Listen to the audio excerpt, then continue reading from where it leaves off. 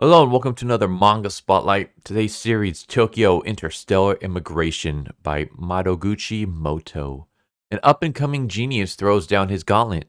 Frenetic and violent sci-fi buddy action. Meet the high school girl duo, Line and Anne, Tokyo's finest cosmic border patrol team. Their job is to crack down on criminal aliens illegally living on Earth as agents of the Interstellar Immigration Bureau. High school girls, aliens, shootouts. Get your dose of violent sci-fi buddy action right here. So yeah, that pretty much explains this entire series. This is Japan's answer to Men in Black. That's pretty much what it is. It's Japanese Men in Black. So we have two high school girls, Line and Anne, who work for the Interstellar Immigration Bureau, and their job is to stop illegal aliens.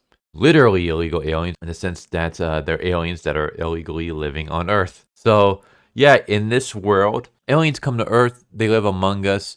We have multiple types of aliens, not just in their designs, but also how they live amongst us. There are some that basically live invisible to the regular humans. So there's pretty much like this frequency on Earth, and regular civilians are tuned into one frequency. Meanwhile, people who work for the Interstellar Immigration Bureau and aliens and stuff like that are tuned into the other frequency. And so if you're on one frequency, the civilian frequency, you just see Earth the way it usually is. But if you're on the other frequency, then you see Earth for the way it actually is, where you see aliens, spaceships, and all that stuff. So we have aliens that just pretty much go about their daily lives invisible to the naked eye. Then we also have aliens that are kind of like the aliens in Men in Black in the sense that they live in human suits. So pretty much they basically have like this human suits that they can transport themselves into. It doesn't matter how big the alien is, they'll be able to fit within the dimensions of a human suit. And some of them just go about living regular lives. We have some that work as like clerks, gas station employees, politicians, you name it. And so because aliens are frequently visiting, there's a whole government agency whose job is to police them and make sure that everything's on the up and up. And that's the Interstellar Immigration Bureau. They basically hand out the visas to the aliens. They track down any aliens that are illegally here on Earth, any aliens that are violating any of the rules that were set upon them when they first get their visa. It's the Interstellar Immigration Bureau's job to stop them. And that's where our two heroes come in to play, Line and Anne. So Line is the blonde girl that you see. She is the human of the group, and Line's basically working to protect her boss, who I will get into in a little moment. But Line's power is that she's intelligent. She knows what she's doing. She's very outside the box kind of thinker. She's someone that has no problems breaking the rules in order to get the job done. She is officially part of the Interstellar Immigration Bureau, but she doesn't necessarily, I don't want to say she doesn't see herself as one, but she's not really like Team IMB. She is kind of there for only one specific reason, and that's to protect her boss. Once again, I'll get to him in just a moment. Her power, other than her intelligence, is the gadgets that she has. So on her left hand, she has like this kind of weird glove that basically gives her telekinetic powers, allows her to levitate objects and things like that, put traps on aliens. So if an alien's running away, she can trip them using this glove. She has a cell phone, which is a phone that every IMB agent has, which basically acts as the neutralizer.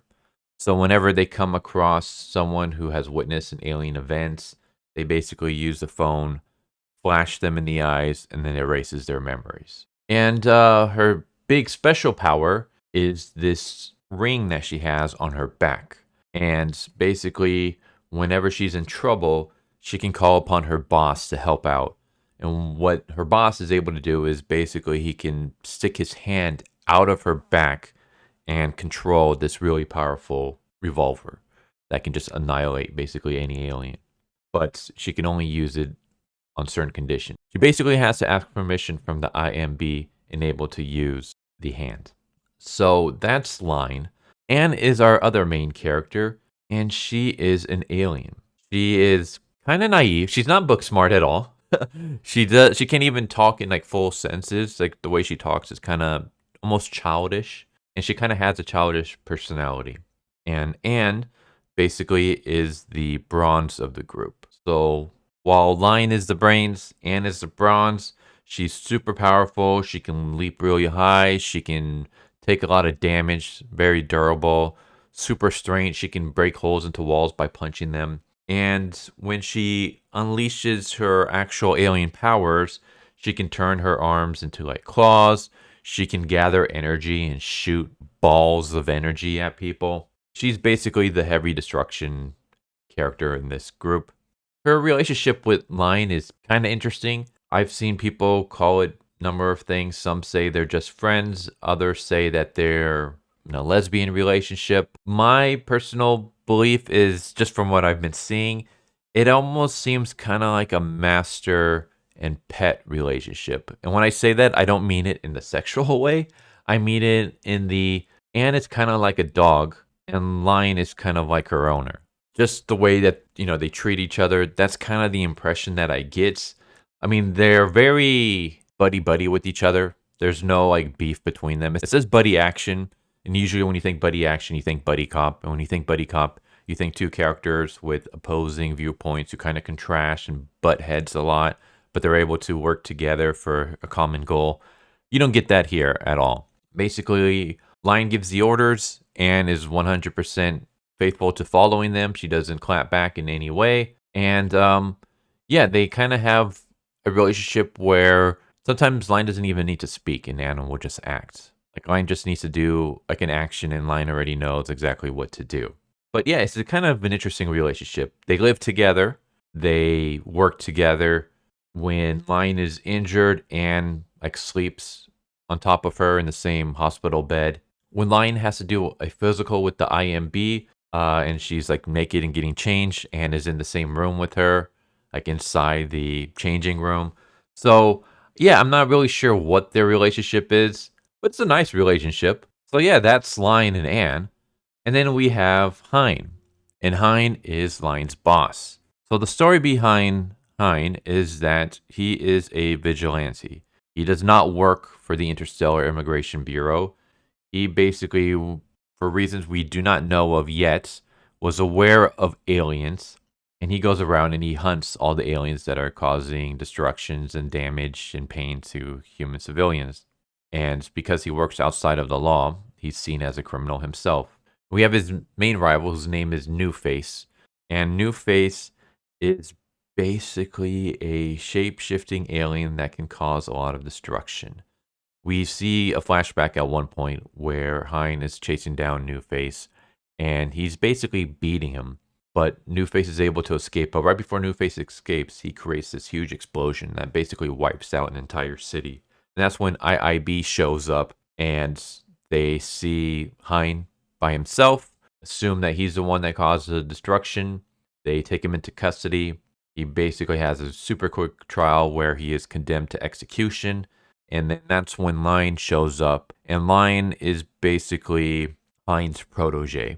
Hein's been like training her into the works of the vigilante and how to stop aliens and stuff.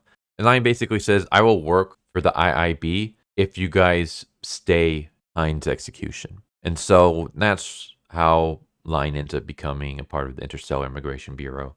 And basically, Hein kind of works for them as well, in the sense that he's imprisoned, he's locked up in a cell, but he's given a computer, and basically he's allowed to work with Lion in the sense that he can see what Lion sees. When she's undergoing missions and cases and stuff, he's able to use the computer to gather more information. And whenever it calls for it, he's basically able to stick his hand through this little device, which allows his arm to pop out of Lion's back. And so he can participate in the action as well through Lion. And yeah, the series as a whole is pretty interesting. I will say that it starts off kind of confusing. And when I say confusing, I mean confusing in the sense that the panels are very, very busy. There's a lot going on, and there's a lot of dialogue, and a lot of things need to be explained. Some things aren't really explained at once. You kind of get certain pieces of information, and then you don't get the rest of the information until like further chapters. So it might take a while to figure out what exactly is going on, especially when it comes to the action scenes. Like I said, the action scenes are very frenetic and very busy. You can kind of get lost at moments. You kind of have to reread certain scenes to kind of fully understand what's going on. But eventually things, I think, start getting a little bit better in future chapters. And the chapters basically consist of Line and Anne taking on cases. And the cases can be anything from one chapter to a 2-chapter arc to a 3-chapter arc. In the beginning, it's kind of just like a Monster of the Week series, and then later on we get introduced to No Face, and then we start getting like an overarching story where IMB is trying to track down where No Face is at. But while they're doing that, Lion and Anne are still undergoing cases, and the cases are pretty interesting. The cases can be anything from a former alien assassin decides to give up his life of crime and raise a human child, but then his former boss kidnaps his child and basically forces him to turn back to a life of crime. We have one where one of the IMB agents gets kidnapped by this alien that streams snuff videos. Basically, she captures her prey, straps him down, and then she uses alien technology to kind of dice up her prey, and she streams it live to a bunch of other aliens. So we have cases like that. We have cases where we have we see more of like the alien life. Like there's one where we have a clerk who's an alien, and she's struggling to basically make ends meet, and this guy offers her a job that's illegal, and then it's kind of like the whole, do I take up this job and I can continue living on this planet? Do I just struggle and try to get by, or do I just give up trying to live on Earth and go back home? So we got a bunch of like just stories like that. A lot of them are pretty damn interesting. I liked it. Like there hasn't really been any arc that I've been disappointed in. So yeah, that's Tokyo Interstellar Immigration. I really do enjoy it. I will say that it took me a couple of reads. Like I read it once, read a few chapters, kind of gave up on it, and then just forgot about it for a few months. And then I came back to it again, reread it from the beginning, kind of liked it, but was a little bit still iffy on it. And then just recently came back again, reread it from the get-go, and now like I'm fully understanding what's going on, and it's getting a lot better and stuff. So like I said, it might be one of those where you might need to reread it a few times. Maybe it was just me and I'm just dumb. That could be the case. Yeah, if you read the first chapter and you're still a little bit iffy, try reading it again. Maybe just keep on going for a little while, give it a couple of chapters. Like I said, it's one of those where it takes a while before it fully clicks. But once it clicks, you're in for a good ride. So there you go. Tokyo Interstellar Immigration by Madoguchi Moto. Basically, Japanese Men in Black with 2 high school girls. Hope you enjoy. Hope to see you next time. Take care. Later. So what'd you guys think of that video? Hope you guys enjoyed. If you guys haven't already, please subscribe, hit that bell for a notification, leave a like if you enjoyed the video. And if you didn't enjoy the video, thank you for watching it this far, and I hope the next video is more to your liking. Feel free to check out the playlist that you guys see, and I hope to see you guys next time. Later.